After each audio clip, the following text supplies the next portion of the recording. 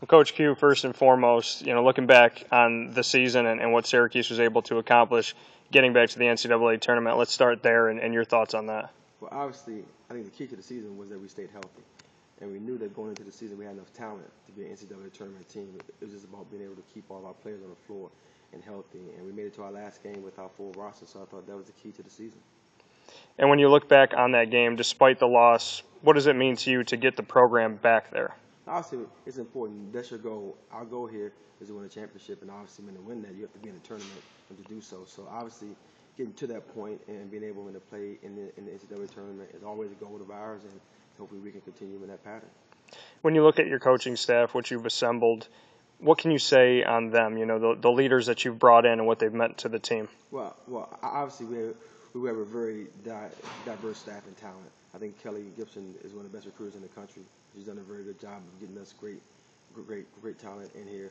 And the coach, Vaughn Reed, I think is probably one of the top game prep guys in the country, and he's seen a lot of basketball, and he helps us in that mode. And obviously, Cedric Salas and what he's done in moving up into that assistant role for this year has paid great dividends too on the court and player development. And so obviously at this point of our season, being at the end when you reflect back on it, I think that our staff gave us a chance to win. Being in the Big East and knowing that that's about to change, are you ultimately happy with how you left the Big East? Well, I think going into the Big East, we had really simple goals. That was just to be relevant and to be able to compete in this conference. I think that we've done that night in and night out. We've been able to compete with every team in this conference. And moving forward into the ACC, I really think that we've elevated our program to a national level, to where we can recruit nationally. I think that when you put yourself in that position, you have a chance to win. When you look back on what you were able to do this year in the Big East, teams like UConn, teams like Notre Dame that have gotten a lot of national publicity, national respect, to be right up there with them when you go into the Big East tournament, what does that mean to you as a coach to know that that's how you're leaving? It's really stabilizing. I think that we've stabilized our program. We've changed the culture in the community and in our program to be able to compete on a national level. And for us, that's the most important thing, to get to that level to where we can recruit nationally also. What teams in the ACC do you think are the most competitive as far as national? Well, I think overall it's going to be the best conference in the country now. When you talk about adding Notre Dame, talk about adding Louisville, with Duke and Carolina, and even Georgia Tech, and those teams right now, they're all getting better. And I think that when you just add all that talent together, we have great coaches in that conference. I think it's really elevated in that conference to the best conference in the country. What's it like as a coach? I mean, every single year you have to recruit, you have to prepare, you have to watch game film, you have to get your team ready, you have to practice. But now you're in a transition period on top of everything. What's it like for you as far as your workload plus this? It's been exciting, because I think going into this league, you always think about what's new and what's fresh. And now everything's new, everything's fresh. So we have to really prepare totally differently going into the season. These are teams that we're not very familiar with. Obviously, we played Georgia Tech and Virginia last season, but going into the season, it's all going to be new and fresh, so it's exciting.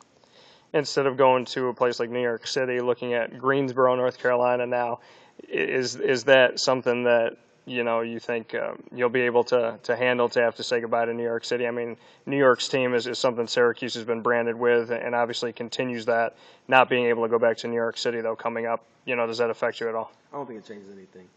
At the end of the day, we have to compete in our conference, and we have to be able to win games to get to the tournament. So talent is talent. And I think that the ACC is a very talented conference.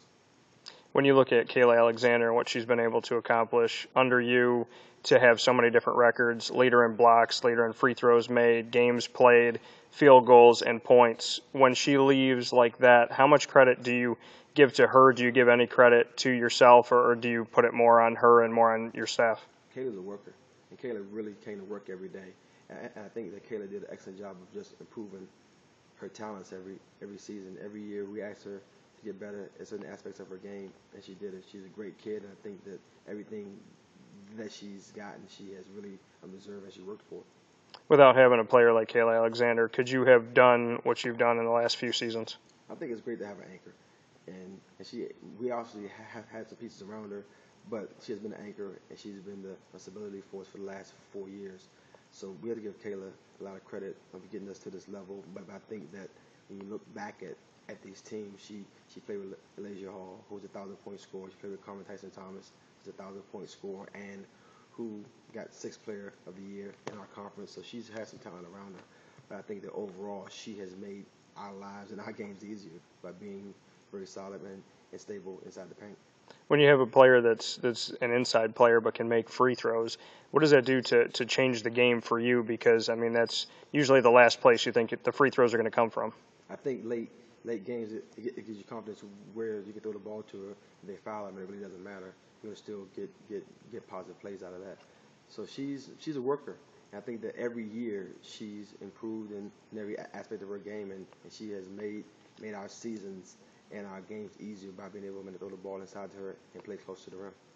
What do you say to her as her coach as she moves on to the WNBA? Well, we've had some conversations, and it's really just about staying. She is a great person and a hard worker. And looking forward, who do you have coming in? What are your thoughts on the team and who you have returning to not have an inside presence like that? How confident are you that the team can continue this positive move in the right direction? I'm very confident. We have a lot of balance. I think that we'll still be able to play 10, 11 players deep, and I think that's going to be the difference in winning and losing, is being able to find that 9th, 10th, and 11th player that can come in and contribute nightly.